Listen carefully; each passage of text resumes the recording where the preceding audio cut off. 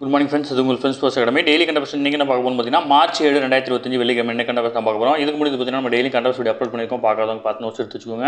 அது மட்டும் நம்ம சேனலை சப்ஸ்கிரைப் பண்ணுங்கள், சப்போர்ட் பண்ணுங்கள். முடிஞ்ச உங்கள் ஃப்ரெண்ட்ஸ்டாக ஷேர் பண்ணுங்கள். நம்மளோட ஃப்ரெண்ட்ஸ் போலீஸ் அகாடமி அப்படின்ற டெலிகிராம் சேனல் வந்து ஜாயின் பண்ணிக்கோங்க. இம்பார்ட்டன் அப்டேட்ஸ்லாம் உங்களுக்கு ஒன்று கிடைக்கும். அதனுடைய டிஸ்கிரிப்ஷன் வந்து பார்த்தீங்கன்னா அந்த நம்மளுடைய வாட்ஸ்அப் சேனல் டெலிகிராம் சேனலோட லிங்க் கொடுத்துருக்கேன், ஜாயின் பண்ணிக்கோங்க. அடுத்து வந்து பார்த்தீங்கன்னா நம்ம கரண்ட் அஃபேர்ஸ் பார்க்க முடியாது பார்த்தீங்கன்னா இரண்டாம் நிலை காவல்துறைக்காக வந்து பார்த்தீங்கன்னா ஒரு டெஸ்ட் பேஜ் வந்து பார்த்தீங்கன்னா தொடங்கியிருக்கும். இதில் வந்து பார்த்தீங்கன்னா இந்தியன் அப்படின்ற டெஸ்ட் பேஜ் வந்து பார்த்தீங்கன்னா தொடங்கியிருக்கும். ஓகேங்களா, இதற்கான அட்மிஷன் வந்து பார்த்தீங்கன்னா நடந்துட்டு இருக்கு. இது வந்து இதில் வந்து பார்த்தீங்கன்னா மொத்தம் உங்களுக்கு 60க்கும் மேற்பட்ட தேர்வுகளும் 6000க்கும் மேற்பட்ட வினாக்களும் கிடைக்கும். இதற்கான அட்மிஷன் வந்து பார்த்தீங்கன்னா கடந்த ஒரு 10-20 நாளாகவே வந்து பார்த்தீங்கன்னா நடந்துட்டு இருக்கு. இதுக்கு தேர்வு வந்து பார்த்தீங்கன்னா பிப்ரவரி 25ஆம் தேதி வந்து பார்த்தீங்கன்னா ஸ்டார்ட் பண்ணி தொடர்ந்து போயிட்டு இருக்கு. விருப்பமுள்ள மாணவர்கள் வந்து பார்த்தீங்கன்னா தாராளமாக இணைஞ்சிக்கலாம்.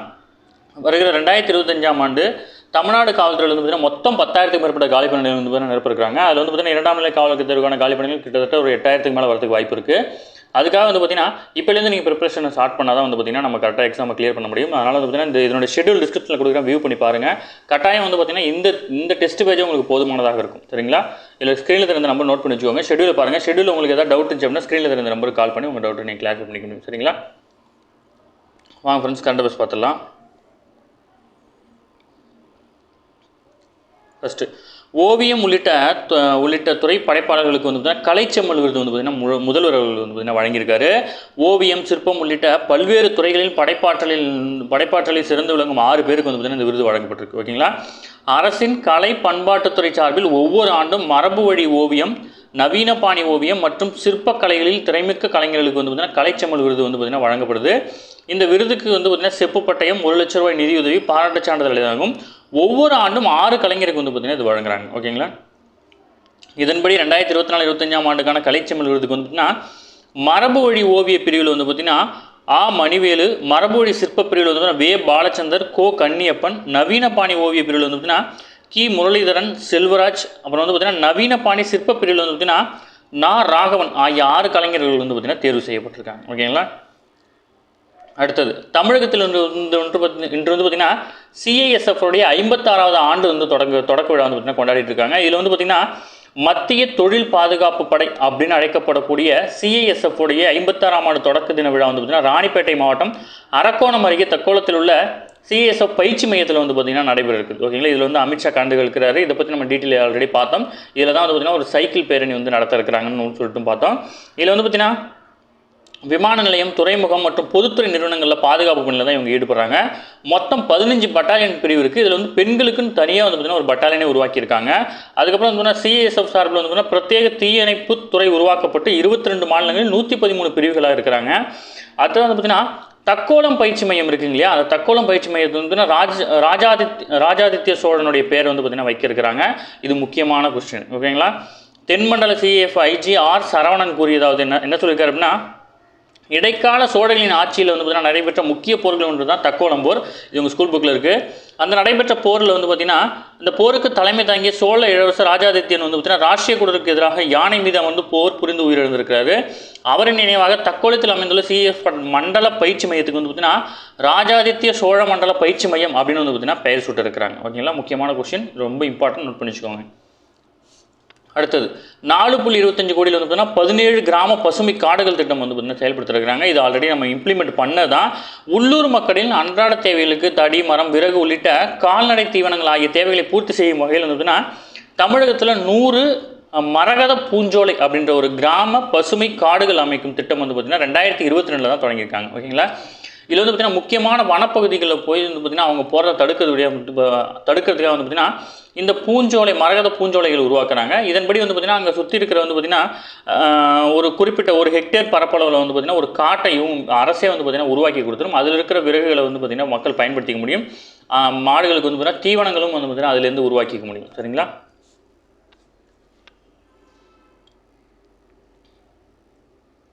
அடுத்து சிறந்த பத்திரிகையாளர்களுக்கு கலைஞர் எழுதுகோள் விருது வந்து பார்த்தீங்கன்னா வழங்குவாங்க. அதை தொடர்ந்து பார்த்தீங்கன்னா கடந்த 2021ஆம் ஆண்டு முதல் கலைஞர் எழுதுகோள் விருது வந்து பார்த்தீங்கன்னா வழங்கப்பட்டு வருது. இதில் 2023ஆம் ஆண்டுக்கான விருது வந்து பார்த்தீங்கன்னா பத்திரிகையாளர் நக்கீரன் R கோபால் அவர்களுக்கும் சுகிதா சாரங்கராஜ் ஆகியோருக்கும் வந்து பார்த்தீங்கன்னா முதல்வர் MK ஸ்டாலின் வழங்கியிருக்காரு. இந்த விருதின் அடிப்படையில் வந்து பார்த்தீங்கன்னா தலா 5 லட்ச ரூபாய் பரிசு தொகையுடன் பாராட்டு சான்றிதழ் அடங்கியதாக இருக்கும். ஓகேங்களா, முக்கியமானது எந்த ஆண்டு தொடங்கினாங்க, இந்த ஆண்டு யார் வாங்குறாங்க, அது ரொம்ப முக்கியம். அடுத்து சிம்போனி இசை நிகழ்ச்சி இதெல்லாம் நீங்கள் யூடியூப்பில் நிறையா பார்த்துருப்பீங்க.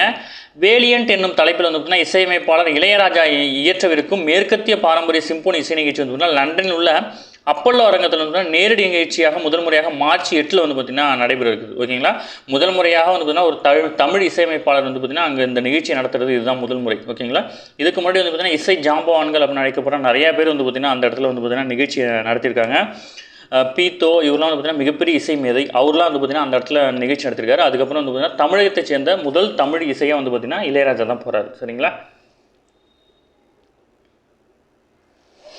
அடுத்து வந்து பார்த்திங்கன்னா பருவநிலை மாற்றம் சம்மந்தமாக ஒரு டேட்டா கொடுத்துருக்காங்க. நம்ம எக்ஸாம் பாயிண்ட் ஆஃப் என்ன தேவையோ அதை மட்டும் எடுத்துக்கலாம். பருவநிலை இடர் குறியீட்டில் வந்து பார்த்திங்கன்னா பாதிக்கப்பட்ட நாடுகளுடைய பட்டியலில் வந்து பார்த்திங்கன்னா 2019 இந்தியா 7வது இடத்துல இருந்துச்சு. 2022 49வது இடத்துக்கு மாறிடுச்சு. ஓகேங்களா, இது வந்து பார்த்திங்கன்னா பாதிக்கப்பட்ட நாடுகளுடைய பட்டியல் வந்து பார்த்திங்கன்னா 7ன்றது வந்து பார்த்திங்கன்னா ரொம்ப மோசமான நிலைமை, ரொம்ப பருவநிலையினால வந்து பார்த்திங்கன்னா ரொம்ப பாதிக்கப்பட்ட நாடாக 2019 இருந்துச்சு. 2022 49வது இடத்துக்கு போயிருக்கிறோம். ஓகேங்களா, அதுக்கடுத்து வந்து இந்தியாவை பொறுத்தவரை வந்து பார்த்திங்கன்னா கடந்த சில ஆண்டுகளாக மிக குறைந்த அளவு வசந்த காலம் காணப்படுவதால் வந்து பார்த்திங்கன்னா கோடை காலம் வந்து பார்த்திங்கன்னா நீண்டு காணப்படுது. இதனால் மிக அதிக நாடுகள் வந்து பார்த்திங்கன்னா மிக கூடுதலாக வந்து பார்த்திங்கன்னா வெப்பம் நிகழுது. ஓகேங்களா, இந்திய வானிலை ஆய்வு மைய புள்ளிவிவரத்தின்படி வந்து 2024 ஜனவரி மாதம் வந்து பார்த்திங்கன்னா 3வது அதிக வெப்பத்தை வந்து பார்த்திங்கன்னா பதிவு செஞ்சிருக்கு. 1901 கணக்கிடும்போது வந்து 4வது அதிகரித்த கோடை வெப்பத்தை வந்து பார்த்திங்கன்னா சந்திச்சிருக்கு. ஓகேங்களா,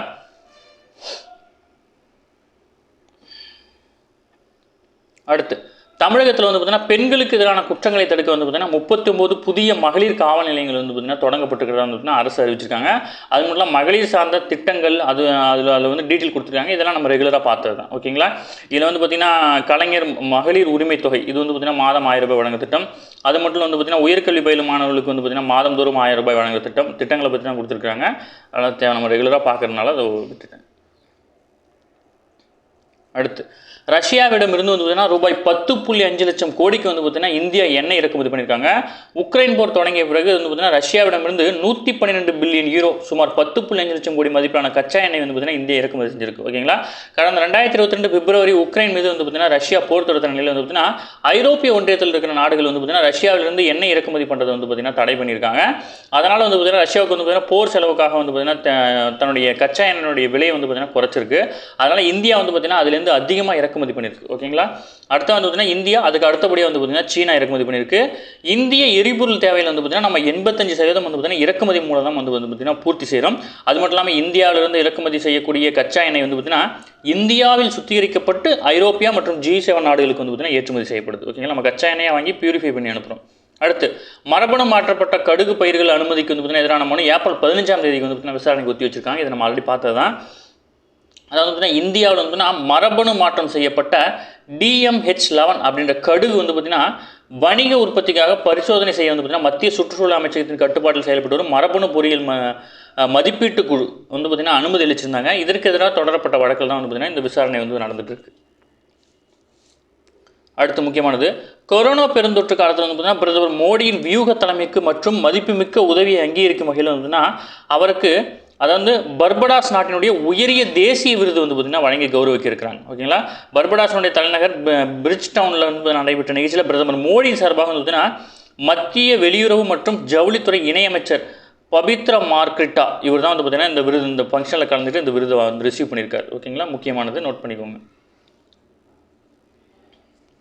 அடுத்தது பிராக் மாஸ்டர் செஸ் போர்ட்டில் வந்து பார்த்தீங்கன்னா இந்தியாவின் GM அரவிந்த் சிதம்பரம் வந்து பார்த்தீங்கன்னா 7வது சுற்றில் நெதர்லாந்தில் அனிஸ்கிரியை வந்து பார்த்தீங்கன்னா அபாரமாக ஆடி வந்து பார்த்தீங்கன்னா வீழ்த்திருக்கிறார். ஓகேங்களா, இது வந்து செக் குடியரசில் பிராக் அப்படின்ற நகரில் தான் வந்து பார்த்தீங்கன்னா இந்த போட்டி நடக்குது. அது மட்டும் தெரிஞ்சுக்கோங்க. அடுத்தது சென்னையில் வரும் ஏப்ரல் 12ஆம் தேதி வந்து பார்த்திங்கன்னா ரெட்புல் மோட்டோர் ஜாம் அதாவது மோட்டார் சாகச நிகழ்ச்சி வந்து பார்த்திங்கன்னா நடைபெற இருக்குது. முதல் முறையாக இந்தியாவில் நடைபெற உள்ள மோட்டார் சாகச நிகழ்ச்சி இது. ஓகேங்களா, முக்கியமானது, ரொம்ப இம்பார்ட்டன்ட். ஓகேங்களா, முதல்ல இந்தியாவில் நடக்குது. அதில் வந்து பார்த்திங்கன்னா சென்னையில் வந்து பார்த்திங்கன்னா இந்த மோட்டார் சாகச நிகழ்ச்சி வந்து பார்த்திங்கன்னா நடக்கிறது. அடுத்தது வருமான வரித்துறையினர் மேற்கொண்ட சிறப்பு பிரச்சாரத்தின் மூலம் வெளிநாட்டில் 29,000 கோடிக்கு மேல் சொத்து இருப்பதாக 30,000க்கும் அதிகமான வரி செலுத்துவோர் தாங்களாக முன்வந்து வந்து பார்த்திங்கன்னா பதிவு செஞ்சுருக்காங்க, அறிவிப்பு செஞ்சுருக்காங்க. இதில் வந்து பார்த்திங்கன்னா பொது தகவல் பரிமாற்ற நடைமுறை CRS அப்படின்ற அடிப்படையில் வந்து பார்த்திங்கன்னா வெளிநாட்டினர் வைத்துள்ள சொத்துக்கள் மற்றும் வருவாய் குறித்த விவரங்களை நாடுகள் வந்து பார்த்திங்கன்னா பரிமாறிக்கிறாங்க. அதன் அடிப்படையில் வந்து பார்த்திங்கன்னா நடைமுறையின் கீழ் இந்தியா உட்பட்ட 125 நாடுகள் வந்து பார்த்திங்கன்னா இணைஞ்சிருக்காங்க. ஓகேங்களா? இப்போ இந்தியாவில் வந்து பார்த்திங்கன்னா வேறு நாட்டவர் சொத்து வாங்கியிருந்தாங்கன்னா அவங்க எந்த நாட்டவரோ அந்த நாட்டுக்கு வந்து பார்த்திங்கன்னா தகவல் அளிக்கிறது. அவ்வளோதான். ஓகேங்களா? அது மட்டும் தான் இம்பார்ட்டன்ட், நோட் பண்ணி வச்சுக்கோங்க. ஓகே ஃப்ரெண்ட்ஸ், இன்னைக்கு கரண்ட் அஃபேர்ஸ் அவ்வளோதான். இதை தாண்டி எதுவுமே கேட்க வாய்ப்பில்லை. டெய்லி கரண்ட் அஃபேர்ஸ் டெய்லி பார்த்துருங்க. அப்போ தான் மந்த்லி வீக்லி படிக்கும்போது உங்களுக்கு ஈஸியாக இருக்கும். நம்ம சேனலில் சப்ஸ்கிரைப் பண்ணுங்கள், சப்போர்ட் பண்ணுங்கள். முடிஞ்சளவு உங்கள் ஃப்ரெண்ட்ஸ்லாம் ஷேர் பண்ணுங்கள். நம்மளோட ஃப்ரெண்ட்ஸ் போலீஸ் அகாடமி அப்படின்னு டெலிகிராம் வந்து ஜாயின் பண்ணிக்கோங்க. இம்பார்ட்டன்ட் அப்டேட்ஸ்லாம் உங்களுக்கு ஒன்றே கிடைக்கும். அடுத்து வந்து பார்த்தீங்கன்னா நம்மளோட டெஸ்ட் பேஜோட ஷெடியூல் ஃபுல்லாக படிச்சு பாருங்கள். உங்களுக்கு ஏதாவது டவுட் இருந்துச்சு அப்படின்னா ஸ்க்ரீனில் இருந்த நம்பருக்கு கால் பண்ணி உங்கள் டவுட் நீங்கள் கிளாரிஃபை பண்ணிக்கலாம். சரிங்களா? Thank you friends.